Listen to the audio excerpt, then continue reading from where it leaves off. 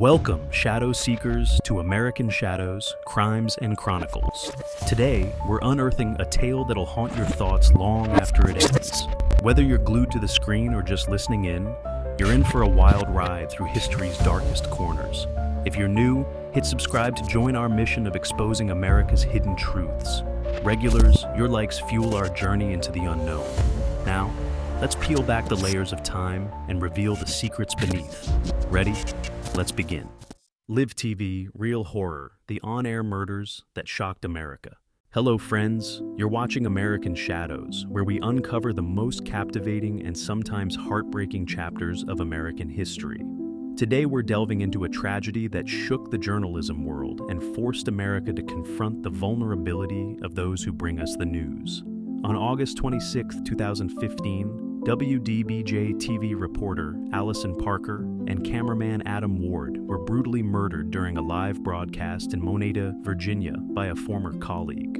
What transforms a routine morning news segment into a national tragedy? How does a disgruntled ex-employee become a cold-blooded killer? And why, years later, does this event continue to haunt the journalism community and our society at large? Before we dive into this chilling tale, I want to take a moment to express my deepest gratitude to all of you who make our work possible.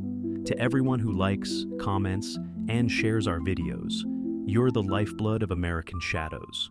Your engagement doesn't just support us, it amplifies these important stories, ensuring they reach a wider audience. Every like, every comment, every share helps us shed light on these pivotal moments in history. Thank you truly for being part of this journey with us. Now, let's turn our attention to the tragic events that unfolded on that summer morning in Virginia. As dawn broke over Smith Mountain Lake on August 26, 2015, Alison and Adam Ward were preparing for what they thought would be a routine live segment. Alison, just 24, was known for her infectious laugh and ability to light up any room. Colleagues recall how she'd bring homemade baked goods to the newsroom, spreading joy with her culinary creations. Adam, 27, was not just a skilled cameraman, but a prankster with a heart of gold, always ready with a joke to lift spirits during long shifts. At 6:45 a.m., as viewers sipped their morning coffee, Alison was interviewing Vicki Gardner, executive director of the local Chamber of Commerce, about tourism. Adam, as always, was behind the camera, his steady hand bringing the scene to life for viewers at home. Suddenly, the peaceful interview was shattered by the sound of gunshots. The camera fell, capturing a brief, horrifying glimpse of the shooter before the feed cut back to a stunned anchor in the studio. In those terrifying moments, Alison and Adam were fatally shot. Vicki Gardner, though seriously wounded, miraculously survived. Later, she would recount how she instinctively curled into a fetal position, an action that likely saved her life. Her survival and subsequent recovery would become a symbol of resilience for the community. The attacker was identified as Vester Lee Flanagan II, who had worked at WDBJ under the name Bryce Williams. Flanagan had been fired from the station 2 years earlier due to conflicts with colleagues and erratic behavior. Former co-workers later revealed that Flanagan had been prone to angry outbursts, often claiming racial discrimination where none existed. In the hours following the shooting, a manhunt ensued.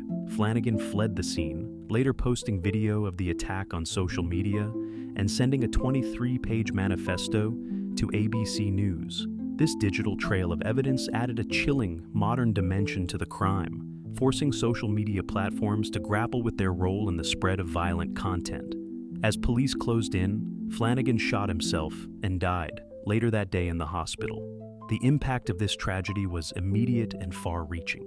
Newsrooms across the country found themselves questioning their security measures. Many stations implemented new protocols, including security escorts for reporters on location and panic buttons on company-issued phones.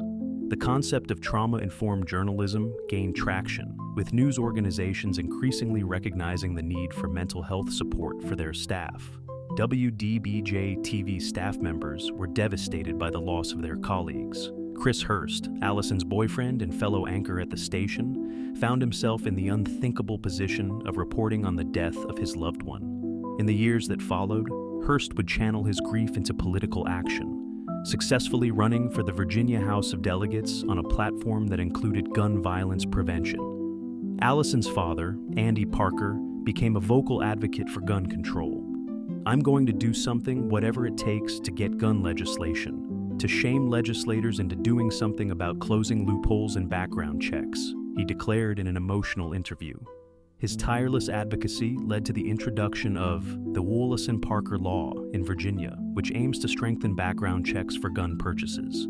The tragedy reignited national debates over gun control, workplace violence, and the ethics of broadcasting violent events. It led to discussions about how media outlets should handle the reporting of such incidents, balancing the public's right to know with the potential for re-traumatization of victims and viewers. In the years since the tragedy, WDBJ and the families of Alison and Adam have worked to honor their memories. The Alison Bailey Parker Memorial Foundation and the Adam Ward Scholarship Fund were established, ensuring that their passion for journalism lives on through future generations of reporters. These initiatives have not only kept their memories alive, but have also contributed to a broader conversation about safety in journalism. The local community, too, found ways to heal and remember.